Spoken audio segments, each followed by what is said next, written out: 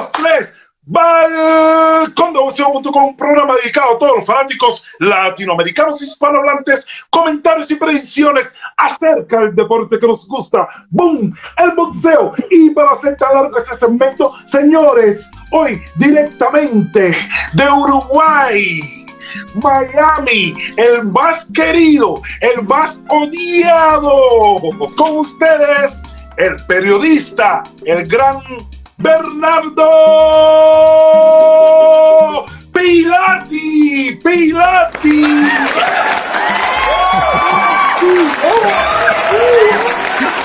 Oh my goodness, tiene la razón, no la tienes. Los lovers, los haters. Oh, wow.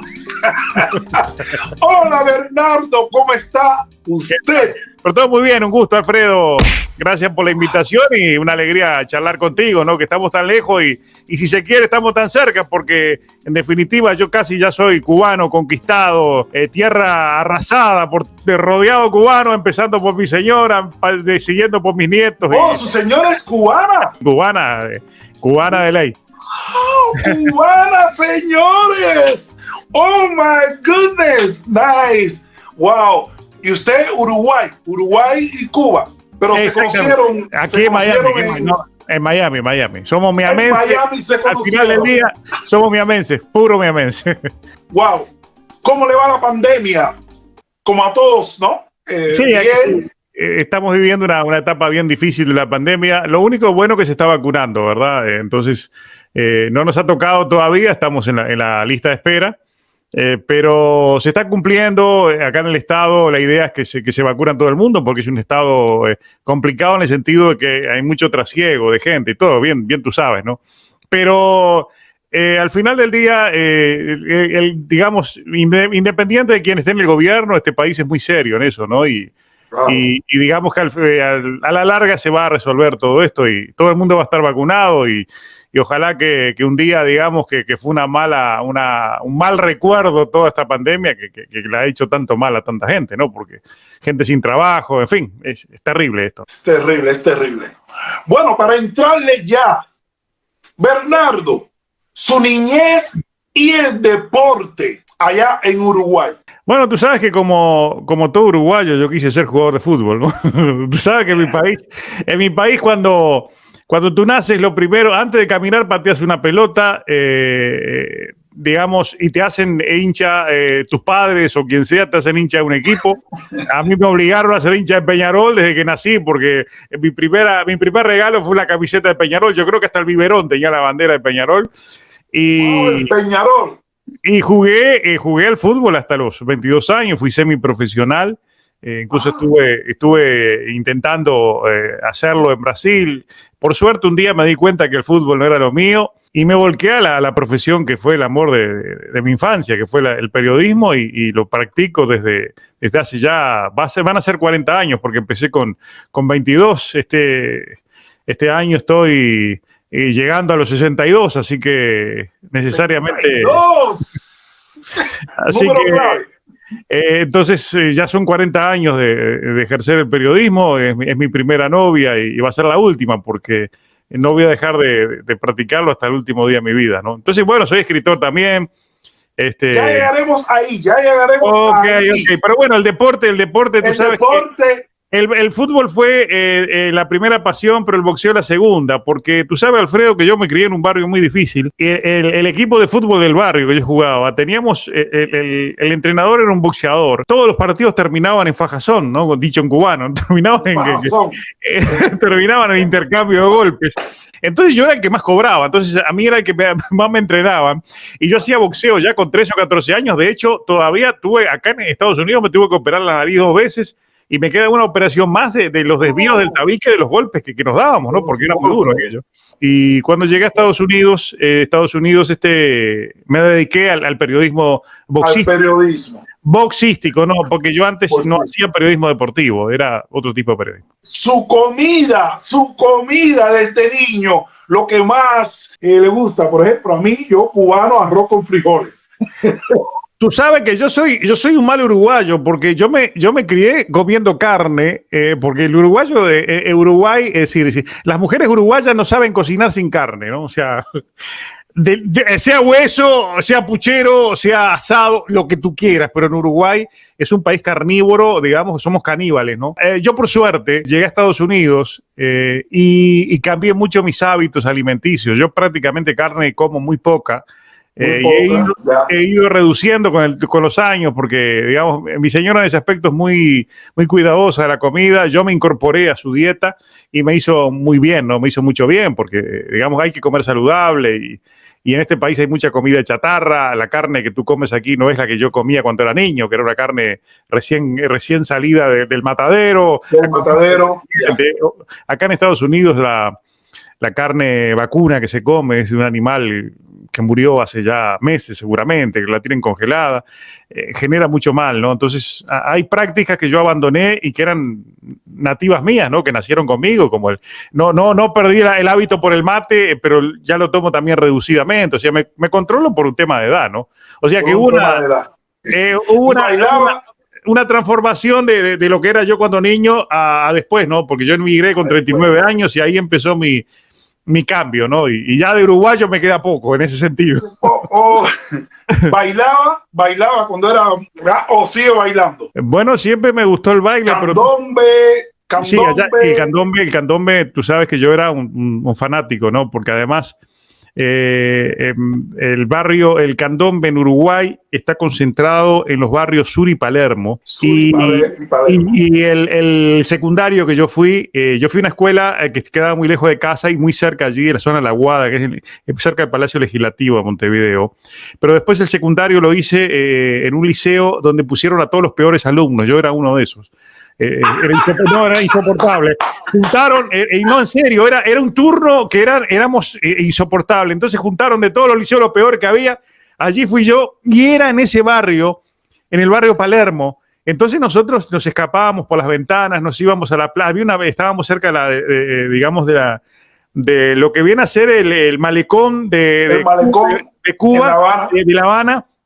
Nosotros tenemos en Montevideo una suerte de malecón muy parecido, ¿no? Entonces en esa rambla nos íbamos hasta con guitarras, porque era la época, imagínate, yo me crié en la época del pelo largo, los pantalones ajustados, llevar la cartita. Exacto, sí, no, además del rock y todo aquello. Del rock, del buen rock, de la buena música, señores.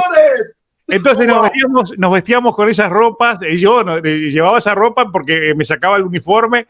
Las muchachitas iban con el uniforme y se subían los vestidos para tener vestidos cortos, ¿no? Porque, claro, entonces nos íbamos, se soltaban el pelo y nos íbamos a la rambla a cantar, a vivir la vida. Y claro, éramos malos estudiantes, pero éramos buenos muchachos en el sentido que estábamos disfrutando con muchas ganas. De la vida. Pero bailamos. Yo después por unos años tuve una experiencia, yo tenía un salón de bailes. Sí. Sí, yo tuve un salón, administraba y era mío y gané buen dinero con eso, ¿verdad? Entonces también, pero bueno, hay muchas historias. De hecho, uno de mis próximos libros seguramente va a incluir algunas de esas historias porque son jocosas, ¿no? Porque lo que uno ha tenido que pasar, ¿no? Entonces, imagínate, era el pueblo que yo vivía antes de venir a Estados Unidos, era un pueblo de frontera, que es muy querido, tengo allí, incluso mis hijos viven allí. Y en la época que yo llegué había un baile popular y el baile social, que era el club social, ¿no? Donde iban cumbia, se bailaba cumbia. Era salsa, sí, todo cumbia y fundamentalmente salsa. Y en Uruguay siempre se bailó la plena danza, que la plena de Puerto Rico, ¿no? Puerto Rico. Entonces allá, después empezaron a aparecer grupos de salsa.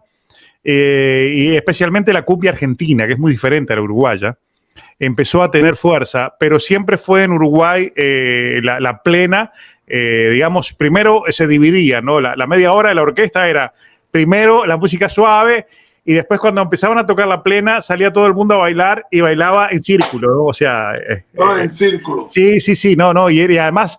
Si tú tenías baile, le tenías que pedir a los músicos, oye, mete plena que necesito vender en la cantina, ¿no? Porque la gente empezaba a sudar y empezaba a tomar, ¿verdad? Entonces, era muy lindo. Linda experiencia. Solamente de contarlo, No, no. Se siente la energía y su sonrisa, que es muy importante, es muy saludable. Bueno, el periodismo, ¿por qué? Tú sabes que yo soy periodista por vocación, ¿no? O sea, tú sabes que la vida se nace para algo. Yo soy un periodista de que lo descubrí temprano, porque en casa lo que más abundaba, no había televisión, había diarios y radios. Entonces escuchábamos los noticieros porque mi madre era una maniática por las noticias, ¿no? Yo le heredé, evidentemente, me transmitió eso, ¿no? Mi madre, que gracias a Dios la tengo viva, tiene más de 90 años, está muy bien. Wow. Mi mami era una fanática, leía todo, o sea, yo le decía que ella leía hasta el papel higiénico, porque en casa llegaban los 4 diarios que habían, todos. Unos llegaban porque se los regalaban y otros porque los compraban. Y mi madre se tomaba el tiempo, era muy vaga, eso sí, mi madre no se hacía problema con nada. A última hora limpiaba la casa, cocinaba despacio, eso sí, le dedicaba todo el tiempo que pudiera a leer y a instruirse. Ella leía libros, leía todo, leía revistas, leía todo, ¿no? Entonces empecé a leer muy temprano, antes de aprender a leer ya sabía leer. Mi tía Coca quería saber todo lo que pasaba en el barrio, pero vivía al final del barrio. Entonces, digamos, el chismerío del barrio le llegaba. Entonces, tú sabes, yo era su reportero. Y mi tía una vez me regaló una libreta, me dice, toma, porque a mí me decían Pío, yo tengo 3 nombres, Bernardo, Eugenio, Pío, ya el Pío lo quitaron hasta de mis documentos, porque era tan largo todo mi nombre que lo quitaron. Pero el Pío era mi nombre de niño, ¿no? Entonces me dice, te compré lo que necesita todo buen reportero, que es una libreta y un juego de lapicero. Entonces, yo evidentemente, yo le tenía que ahí llevar la noticia a mi tía, ¿no? Entonces yo le hacía la foto, le hacía el dibujito de lo que había pasado. Entonces, si había un vecino que le había pegado a la mujer, allá iba yo y le reporteaba. Si llegó borracho el vecino de enfrente también, digo que todo, y cosas se lo redactaba, ¿no? Y después mi propia tía, a nivel familiar, distribuyó el hecho de que teníamos un pariente que iba a ser un futuro periodista, ¿no? Entonces todos mis tíos, cuando se referían a mí, me decían el periodista de la familia. Periodista de la familia. Y yo me lo creí.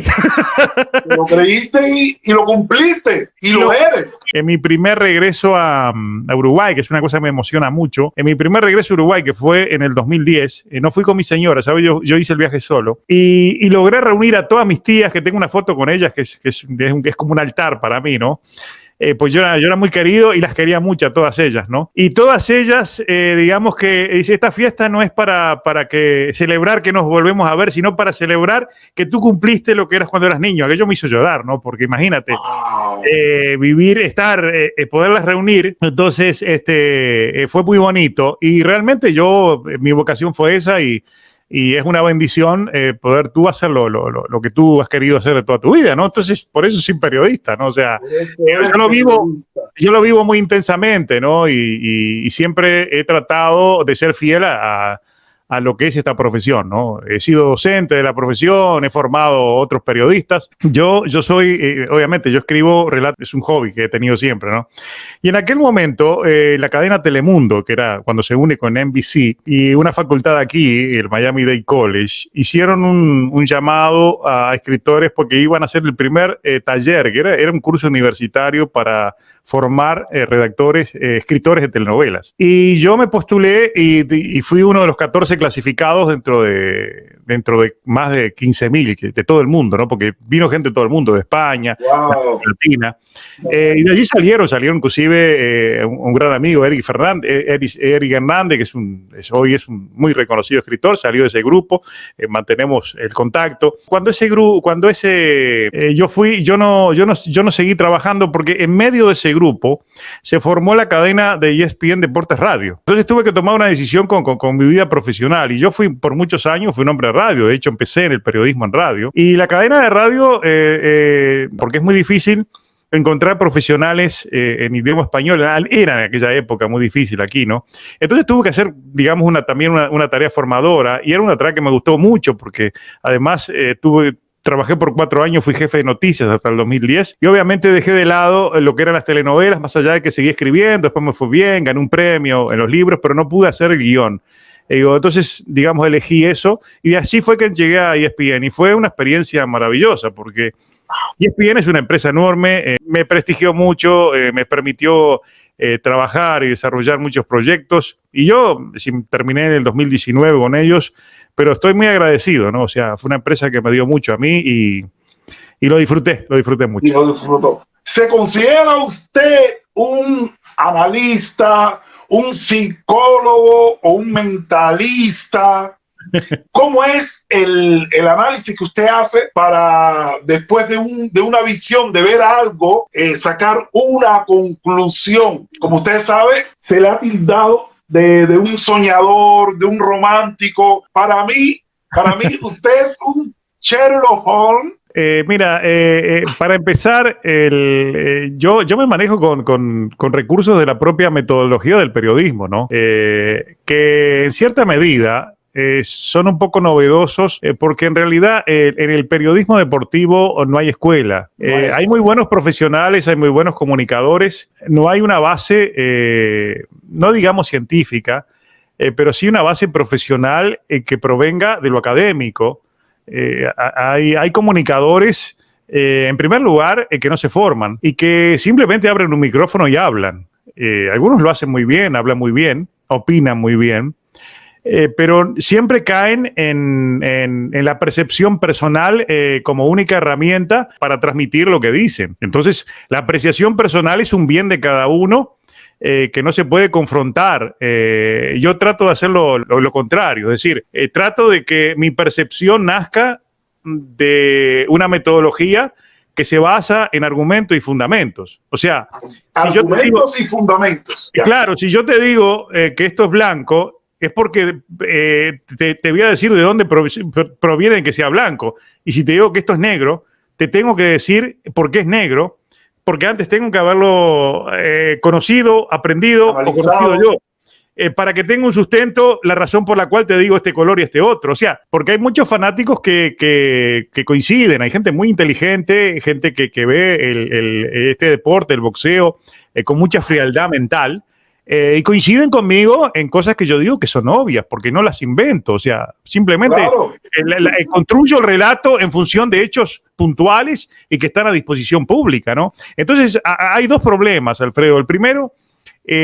falta formación en los periodistas y falta conciencia de que esta profesión hay que aprenderla todos los días. Yo, para que tengas una idea, termino 4 cursos. Tengo esta semana que viene, empiezo otro curso más en investigación. Con muchachos muy jóvenes y yo me estoy instruyendo sobre cosas nuevas que están saliendo, como la inteligencia artificial, como el papel de los medios, como se está desarrollando, hacia dónde vamos con el periodismo. Uno tiene que aprenderlo todos los días. Entonces, la gente que está en el deporte no lo hace, son fanáticos con micrófono, y yo creo que ese es el primer error. El periodismo tiene códigos, parámetros que hay que respetar, como los códigos deontológicos, que son los que nos marcan a todos nosotros, que tenemos una ética, que tenemos objetivos que tenemos que cumplir, no tenemos que desviarnos. El periodismo es como una misión de vida, y hay mucha gente que no lo entiende, y estoy chocando con esa gente porque cuando hablo de Canelo Álvarez me cuestionan cosas que yo digo que están, oye, Alfredo, cosas que son normales, que están ahí, que están a disposición pública. Entonces, si yo digo, no, yo lo saqué, lo vi en internet, y dice, sí, pero tú levantas todo internet, ¿quién le crea internet? Mi hermano, digo, en internet estamos viviendo en internet, le digo, yo, ¿cómo? Exactamente. Sí, Google no, si lo googleaste, no es real, eso es inmoral, porque Google tira cualquier cosa. Digo, pero tú no sabes que hay base de datos. Los Panama Papers salieron de una base de datos de Google. Google tiene cientos de herramientas que la gente no conoce, hay cursos para aprender a manejarlo. Entonces, estamos en una etapa de transición. Entonces, hay muchos periodistas que vienen de una época donde no aceptan, ya están en esta época, pero no la aceptan. Entonces, por ahí viene ese problema que tengo yo, que me choco, y a veces me dicen de todo, me tiran piedras por un lado. Lo sé. Y el primer secreto en esta profesión es asumir los errores. Los errores no hay que esconderlos, ¿no? Hay que asumirlos y pedir disculpas y mejorar en función de eso. Entonces, ayer me escribe alguien, porque yo me referí a uno de los rivales de Admir Yildirim, Sí. Amok, que es un congoleño nacionalizado dinamarqués. Entonces, el término dinamarqués está muy anticuado, ya no se utiliza, ¿no? Entonces, yo utilicé ese término porque me viene de mi propia escuela, ¿no? O sea, yo no digo danés, digo dinamarqués. Entonces, hubo 3 o 4 seguidores que me lo marcaron. Entonces yo les dije que les agradecí la reacción y le agradecí la corrección, como a todo el que me quiera corregir le agradezco, pero les dije de que los dos términos son bien aceptados, danés y dinamarqués, y le puse allí un enlace a la RAE, a la Real Academia Española, al diccionario de dudas, y precisamente está allí esa misma duda, ¿no? ¿Danés o dinamarqués? Las dos son aceptadas y se explica por qué. El primero es un término más antiguo. El segundo es el habitual, el usual, el coloquial, ¿no? Entonces, la reflexión que me cabe a mí es ¿por qué esas personas, antes de cuestionarme, no hicieron la misma búsqueda en Google y le preguntaron a Google, ¿esto está bien o está mal? Por eso te digo, o sea, hay todavía como que una reacción instintiva a no creer en lo que usamos. Ese es el punto, ¿verdad? Y ese es un ejemplo, como hay muchos, ¿verdad?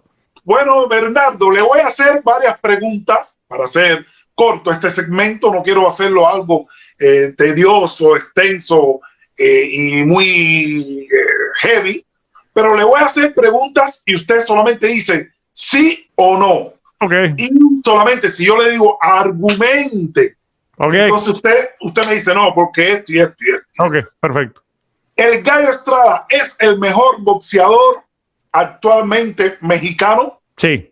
Juan Manuel Dinamita Márquez utilizó ventajas en toda su carrera. No, que yo recuerde. Julio César Chávez, la leyenda, el padre, utilizó ventajas en toda su carrera. Es posible que sí. Argumente, ¿tiene alguna? ¿Recuerda alguna? No, por eso mismo dije es posible que sí, porque es una carrera muy larga y no se puede decir que él haya utilizado ventajas, pero fue un boxeador top que estuvo trabajando con promotores top y sabemos todos que en el campo de la promoción vale todo, infelizmente, y necesariamente las grandes figuras, como lo fue Oscar de la Hoya, como lo fue Manny Pacquiao, como lo fue Floyd Mayweather, como hoy lo es Canelo Álvarez, son protegidos y necesariamente, aunque uno, digamos, tendría que ponerme a investigar, buscar información y establecerlo fielmente en función de documentación, ¿verdad?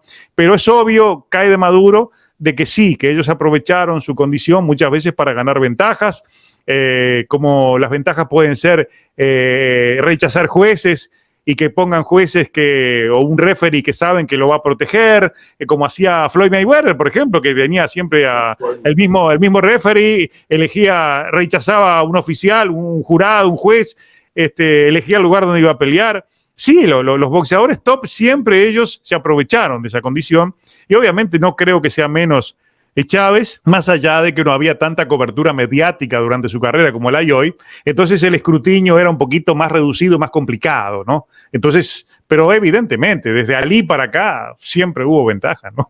Siempre hubo ventajas. Canelo Álvarez ha utilizado ventajas. Totalmente, sí, siempre. La principal ventaja, la que más se le cuestiona, es la imposición de cláusulas que limitan el peso de sus rivales en función de sus necesidades, ¿no? Y esto es muy fácil de explicar porque está dentro de ese proceso de crecimiento, de transición de una división a la otra. Cuando él estaba en 155, él peleaba contra rivales de menor peso como él, como, para nombrarte a uno, Amir Khan. Lo subió de división para enfrentarlo y él no utilizó con él una cláusula que limitara su peso porque la diferencia era enorme. Entonces, él subió a pelear con una diferencia de más de 20 libras sobre un hombre que lo habían inflado para que llegara a su peso, ¿no? Y pasó lo que pasó. Canelo Álvarez ha enfrentado a muchos rivales utilizando cláusulas abusivas, como lo hizo contra Sergey Kovalev, como se las impuso y no las aceptó, pagó multa Daniel Jacob, como lo hizo con Rocky Fielding. Ha creado muchos elementos nocivos para el boxeo, o los ha mejorado de los nocivos que aprendió de otros. Entonces, necesariamente él ha sido un boxeador que ha generado costumbres que han sido son terribles para el boxeo, ¿no? Porque él está siendo como, es decir, las están hoy día como que esa cantidad enorme de medios que lo legitimizan, están dando un mensaje terrible a otras generaciones de boxeo, que todo es permitido, ¿no? Que todo es permitido, que es así y que ambas partes, si ambas partes firmaron el contrato, entonces no se puede cuestionar. Exacto. Es lo que estoy viendo. Alfredo, a las cláusulas le dan, siempre le buscan una explicación. Pirati, aquí tengo, no sé si ves la chamarreta. Sí, ya veo que estoy hablando con un Canelover, pero está bien. Wow, no, se respeta, ¿no? Se respeta, señores, escuchen. Mira que para algunos ese símbolo es de Cláusulas Álvarez. Cláusula, oh my goodness.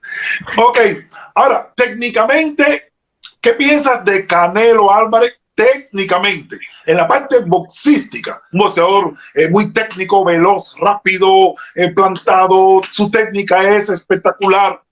Su opinión. Es un boxeador inteligente, ¿no? Que se adapta, que ha creado un estilo apropiado para determinado tipo de boxeadores.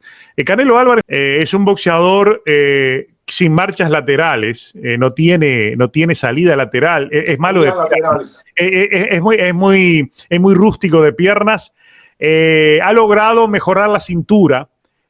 Ahora pasa golpes y cuerpea. Mucha gente me cuestiona cuando digo cuerpeo, pero cuerpeo es eludir, ¿no? O sea, es utilizar la cintura. Lo que pasa es que es una terminología poco usada acá, es más del Río de la Plata, ¿no? Pero cuerpea bien ahora, tiene velocidad de cuerpeo, pasar golpes, ¿no? Y tiene una muy buena capacidad de contragolpear en combinaciones rápidas. Y es muy inteligente para moverse en ese poco espacio donde él se mueve. Tiene buena asimilación y es fuerte, que no tiene una pegada dura, una pegada potente de noquear. Él noquea, digamos, siempre que cae bajo sospecha las peleas que ha ganado por nocaut, porque en realidad hay gente que él no ha podido noquear y ha subido débil, como Chávez, por ejemplo. Entonces está en tela de juicio eso, ¿no? Ahora, el problema que tiene Canelo Álvarez es que él puede ser bueno con determinado tipo de rivales, ¿no? Rivales lentos, que tampoco se le mueven mucho. Cuando son rivales como fue Erislandy Lara, como lo fue Floyd Mayweather, como lo podría haber sido este mismo Billy Joe Saunders hace un tiempo, son técnicos, elusivos, difíciles, incómodos porque se mueven y además son zurdos. Ese tipo de rivales a él lo complican. Definitivamente, porque cuando no encuentra al rival, como que Canelo Álvarez se frisa, ¿no? Por eso eligen los rivales. O sea, él es un buen boxeador, pero ni por asomo es un extra clase, no. El que piense eso terminantemente no sabe de boxeo, porque él es un buen boxeador, pero hasta ahí nomás. O sea, ocurre que está muy protegido, como todo, ¿verdad? Ese es el punto. Claro. Ahora, Floyd Mayweather, ¿para usted enfrentó los mejores? Floyd Mayweather en su primera época sí enfrentó los mejores. Después eligió con una diferencia con Canelo Álvarez. Él no le puso cláusulas y realmente se fajó. Porque, por ejemplo, con el chino Maidana, el chino le pegó con lo que hubiera, ¿no? Y el chino tuvo que inflarse para pesar más y todo, se lo permitió todo. Le cambió los guantes, es verdad, ¿no? Porque hace lo mismo que Canelo. Canelo usa unos guantes especiales para golpear, que ya ha sido denunciado varias veces. Tienen algunas trampas. Vendaje. Sí, no, en los vendajes también. Él cambió los guantes, pero se fajó en serio y fue una pelea donde no hubo cláusulas, nada. Hizo lo que quiso el chino Maidana. Llegó creo que con 165 libras. Le sacó como 15 libras y todo, lo peleó. Y le hizo una buena pelea, creo que hasta un diente le quitó, le sacó duro los golpes. Sí. Maidana, y los otros rivales también, porque Cotto le hizo un peleón hasta le pudo haber ganado a Mayweather. Sí. Entonces Mayweather, si bien eligió rivales, solamente los eligió, ¿no? Hay un poco más de honestidad y legitimidad en esa época con respecto a lo que está haciendo Canelo, porque lo de Callum Smith fue un abuso, digamos que hasta yo diría que roza lo éticamente permisible, ¿no? O sea, puede llegar inclusive hasta lo ilegal que se permita ese tipo de cosas, ¿no? Porque esa cartelera fue hecha en 30 días. En 30 días. Cuando cualquier nutricionista, tú le preguntas, un nutricionista que trabaja con cualquier profesional, y le preguntas un corte de peso para un individuo que tiene que bajar seguramente más de 20 libras, y te dicen 8 semanas, mínimo. 8 semanas te lo dice cualquiera, ¿no? O sea, hay cosas que son elementales. Alguien tiene que decirles si eso está mal y hay que decirlo, porque realmente fue vergonzoso, ¿no? Del tercer al cuarto asalto, si tú ves el video de esa pelea, parecía que Callum Smith se iba a desmayar. Subió solamente a no ser noqueado y fue por un cheque, por un buen cheque que le resolvió la vida de aquí para adelante. Pero yo creo que el producto final, que es el que nos interesa a nosotros, los que pagamos el cable, los que pagamos los eventos, los fanáticos, el producto final tiene que ser bueno. Y para un fanático de boxeo lo único bueno es que se fajen y se den golpes dos individuos que suben en igual capacidad y que gana el mejor. Otra cosa ya es un negocio sucio, un negocio abusivo, y que eso no es el boxeo, eso es cualquier cosa, eso es carne de cañón. Es la verdad. Como Berchel Valdés, que viene ahora. Berchel Valdés. Es una buena pelea. Buena pelea. Es una buena pelea. Pienso, ¿no? No, mira, hay algo. Mira qué interesante, porque hay mucha gente que me dice, sí, pero Berchel a la hora de la pelea va a pesar más de 15 libras, sí, pero fíjate lo que pasó ahora. Cuando estaban en 142 libras, los dos, 30 días antes, que a ellos le están haciendo todo el proceso como Berchel va a deshidratar tanto que no se sabe si va a poder estar en muy buenas condiciones. Y eso es lo que empareja la pelea y que le da muchas posibilidades a Valdés. Cuidado con esa pelea, porque realmente Berchel es otro que está abusando de su condición física. Berchel ya era para estar en 135, 140. Él se está escurriendo y está arriesgando mucho. Él es favorito por esa razón, pero va a enfrentar a un hombre que yo le admiro mucho el boxeo a Valdés.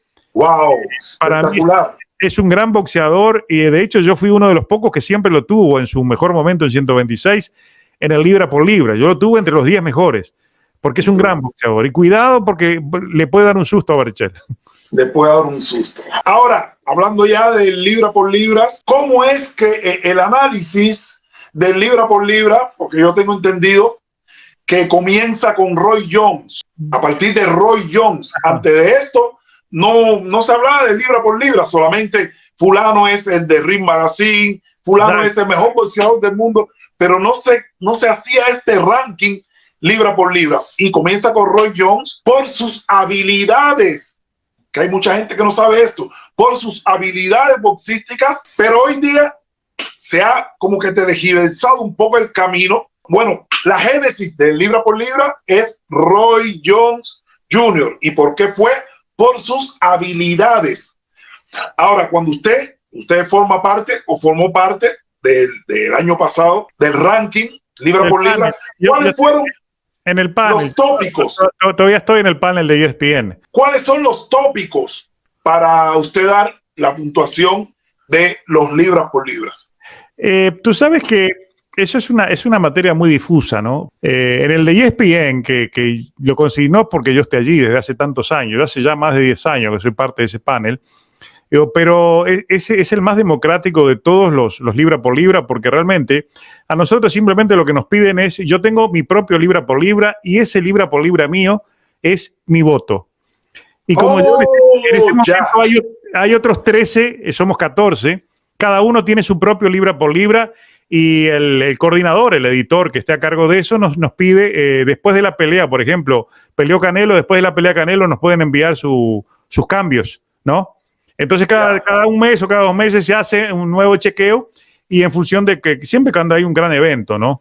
Entonces, en mi caso, yo tengo mi propia lista y todos nos manejamos por códigos diferentes, ¿no? Mi caso es una suma de percepción primero, apreciación personal, de lo que yo le llamo la foto del momento. O sea, en este momento, ¿quién es el mejor?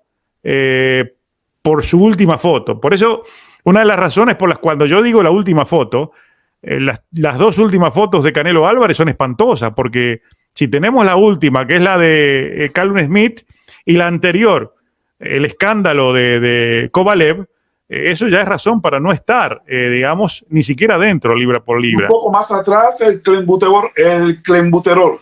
Él va con todas las ventajas a ganar todas sus peleas.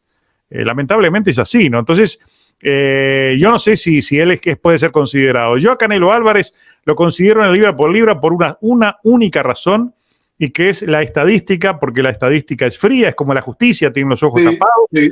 Y en la estadística, Canelo Álvarez ya ha vencido a campeones, ha ganado por nocaut, ha ganado grandes peleas en la estadística. Entonces la estadística me obliga a mí a ponerlo allí. Ahora, por sus condiciones boxísticas, yo creo que hay otros que son mejores que él. Por los rivales que ha enfrentado y el desempeño de sus rivales, yo creo que no califica. No da la manera que ha ganado. De la manera que ha ganado y de la manera que ha gestionado sus peleas, lo obvian, ¿verdad? Por ese lado, entonces, yo lo tengo en el 6º lugar en mi lista personal. Tengo primero a Naoya Inoue, porque Naoya Inoue, además de ser el futuro, yo creo que es uno de los pocos indiscutibles que hay, ¿no? Es decir, el valor boxístico de Naoya Inoue hoy por hoy es indiscutible. Y tengo a Crawford como el número 2, tengo a Spence como el 3, tengo en el 4 tengo a Teófimo López. Teófimo López en el 4, pues evidentemente, ¿no? Él le ganó al mejor el año pasado. Le ganó al mejor. Y en el 5 tengo al Gallo Estrada, y en el 6 tengo a Canelo Álvarez. A Canelo. Después viene Fury, viene Pacquiao, no me acuerdo qué más, pero en sí, básicamente es eso. Eso es básicamente. Ahí está el ¡Wow! Yeah. Señores, estamos aquí en vivo hablando con Bernardo Pilati. Escuchen, señores, escuchen.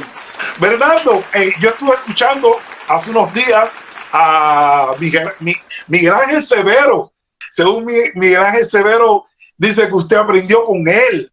Bueno, yo respeto siempre las cámaras y la bueno, dice que en el programa de mi amigo Beto, que Beto Ferreiro, mi amigo Beto fue quien me hizo el contacto con usted. Pero en una entrevista escuché Severo decir, no, yo lo enseñé. ¡Wow! Yo no sé si eso es un elogio o una crítica, porque si es un elogio, ok, está bien. Ahora, si es una crítica él mismo, ¿no? Digo, Miguelito fue, Miguelito Sebreros, yo trabajé con él en el...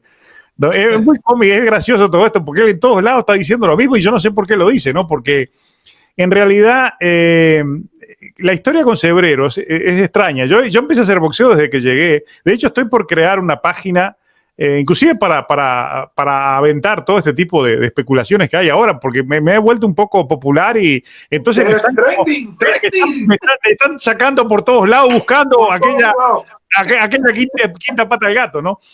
Tú sabes que en el 99 yo trabajé para Sport Ya por unos cuantos años. Yo era coordinador, eran 250. De hecho, en mi página web lo primero que hay es toda la foto de los que estaban en la época, que eran Hugo Sánchez, Emerson Fittipaldi. Yo era el coordinador de todo aquello. Fue una locura, ¿no? Porque imagínate, yo bajé del avión y a las 2 semanas estaba coordinando un grupo de 250 periodistas de todo el mundo, ¿no? Sin tener, digamos, experiencia de vida fuera de Uruguay y menos en Estados Unidos, ¿no?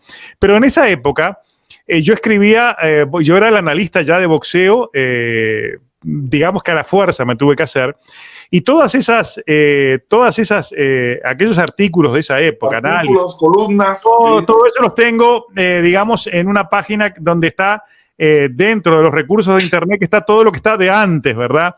Entonces estoy por crear una página donde voy a poner todo eso, porque hay cosas interesantísimas que yo escribía, como el primer libra por libra que tú estabas mencionando. Yo ya lo estaba criticando. El otro día me encuentro con un artículo donde yo me quejo de que bajo ningún concepto Roy Jones puede ser el mejor libra por libra, y explico por qué.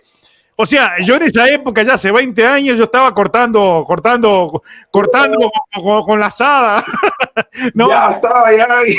Entonces yo estaba haciendo desde el 99. Yo no sé en el 99 dónde estaba Miguel Sebreros, pero yo en el 99 ya estaba analizando boxeo en Estados Unidos. En el 2006, cuando empezó la cadena de radio, Miguel Sebreros trabajaba, hacía un programa en la radio de ESPN que estaba en Los Ángeles, y él se incorporó a la cadena por esa razón, y hacíamos un programa juntos. La gran virtud que tenía Miguel Sebreros, que es un comunicador, ¿no? Un comunicador, sí. Es un comunicador con muchos años y es un fanático del boxeo. Es que Miguel Cebreros era el técnico de un equipo de fútbol de boxeadores en Los Ángeles. Él era o el coordinador o no sé qué era. Entonces tenía los teléfonos de todos los boxeadores. Entonces en la época no era como ahora. Tú ahora vas a hablar con un boxeador, le escribes directo a su Facebook y ya te contesta, ¿no? En la época, tener esa libreta que tenía Cebreros era como tener un tesoro muy preciado. Entonces, el gran valor que tenía era ese, porque realmente Cebreros, y lo digo con mucho respeto, él pasa de ser un comunicador, él tiene muchas limitaciones desde lo periodístico, porque en realidad no es un periodista. Y es un hombre que ama el boxeo, está desde adentro y evidentemente algo uno con él aprende, como supongo yo que él aprendió algo conmigo también, porque yo tuve que formar a toda esa gente dentro de lo que era el periodismo. Tuvieron que aprender porque yo era, yo era un jefe de noticias, digamos, no sé si es correcto decir jefe de noticias, yo era jefe de Sports Center, pero mi cargo era de jefe de noticias, pero en realidad yo era el jefe de informativos. Y todo el mundo trabajaba en informativos. Entonces hubo que enseñarle cosas que no sabían. En la época yo fui jefe de él hasta el 2010, en esa área, porque el director era un gran amigo y productor general, era mi director, y yo estaba a cargo de esa parte en la cadena. Entonces, Cebrero, no sé de dónde, él se fue hace ya muchos años de ESPN, y él ha empezado a vender eso de que yo aprendí con él. Y digo, todos aprendemos con todo. Yo estoy aprendiendo contigo ahora, una forma de comunicar. Seguramente tú estás aprendiendo conmigo algo que te va a quedar. Claro. Seguramente a mí me quedaron cosas que yo trabajaba con él y a él le quedaron. A veces te quedan modismos, formas de hablar, tips, palabras que empleas, muletillas. Los comunicadores nos vamos formando a medida que trabajamos en base a lo que sabemos y a lo que tomamos de otros y creamos nuestra propia forma de trabajo. He aprendido algo de él, pero yo jamás fui a ver boxeo con Cebreros. Sí lo hice, por ejemplo, con Renato Bermúdez, que tú lo conoces. Renato Bermúdez. Con Renato yo narré muchos años MMA y yo puedo decir que yo aprendí mucho de MMA con Renato, porque yo realmente tuve que formarme para poder comentar en menos de una semana. Y Renato trabajamos para HBO con Renato, y Renato fue uno de los que confió en mí. Digo, tú puedes, vamos a hacerlo. Y me fui a un gimnasio, gimnasio de Daniel Valverde. Estuve aprendiendo muchos aspectos de las nuevas disciplinas. Tuve que investigar mucho. Y en 10 días salí al aire y lo hice muy bien. Al menos mi trabajo fue aceptado. ¿No? Entonces, hay personas con las que yo he aprendido más o menos y hay personas que han aprendido conmigo. O sea, Renato aprendió muchas cosas conmigo y yo aprendí con él. Con Cebrero seguramente los dos nos nutrimos uno del otro. Pero la manera en la cual Miguelito está proclamando eso es totalmente inapropiada y totalmente tonta, ¿no? Porque es tonto, ¿no? Y a mí me da gracia porque en realidad, o sea, yo soy un hombre de 40 años en este oficio y llevo 20 en Estados Unidos, tengo 61 años, ¿no? Y sigo aprendiendo, o sea que... A esta hora, tampoco, si hubiera aprendido, tampoco es noticia. ¿Y qué? No tiene nada de malo, ¿no? Pero bueno, muchas gracias, Pilati. Si quieres acotar algo que se nos quedó en la conversación o... Yo sé que tus videos, que son muy populares, son muy descontraídos y qué bueno que podamos interactuar y que te haya servido, ¿no? En la conversación conmigo. O sea, digamos que está bien, te lo agradezco porque además tú llegas a un público que capaz que no me conoce porque estás dentro de esa parte de la comunidad cubana que incluso me pasó con Beto, ¿no? Me escribió un Beto, sí. Que no sabía quién era yo, entonces es muy bueno, al revés, inclusive Beto después mucha gente también lo conoció de mi lado, o sea que es muy bueno este tipo de interacción que claro, está siendo cada vez más común, al punto de que yo a veces le comento a otros futuros periodistas con los cuales yo soy mentor de algunos, y les digo de que vean lo que está ocurriendo nomás en Rusia, donde toda la comunicación está pasando a YouTube, todo, absolutamente todo. Y los medios están perdiendo su lugar, incluso está pasando aquí en Estados Unidos, con que tú entras a YouTube y a veces los videos de ESPN tienen menos vista que los míos, por ejemplo, ¿no? Que soy un youtuber que recién empecé, que tengo un grupo, si se quiere, reducido de seguidores, más allá de que va creciendo. va creciendo. Las grandes empresas están perdiendo su lugar y está ganando este tipo de comunicación que estás haciendo tú, que hago yo, ¿no? Entonces es muy bueno que hablemos entre nosotros. Le hace bien inclusive a esta forma de comunicar, ¿verdad? Para Incluso mí es... YouTube inclusive lo promueve, de que los canales colaboren entre sí, lo cual es... Oh, mira. Para mí es un honor. No. Una bendición de estar conversando en estos momentos aquí, hoy día en el 2021, con uno de los más grandes, señores, periodistas, analistas, señores, escuchen, investigador de lo que sucede en el mundo del deporte, la realidad deportiva. Y bueno, seguimos hacia adelante. Pilati, la gente ahora hoy dice la vez, dice a los haters, los lovers, los haters.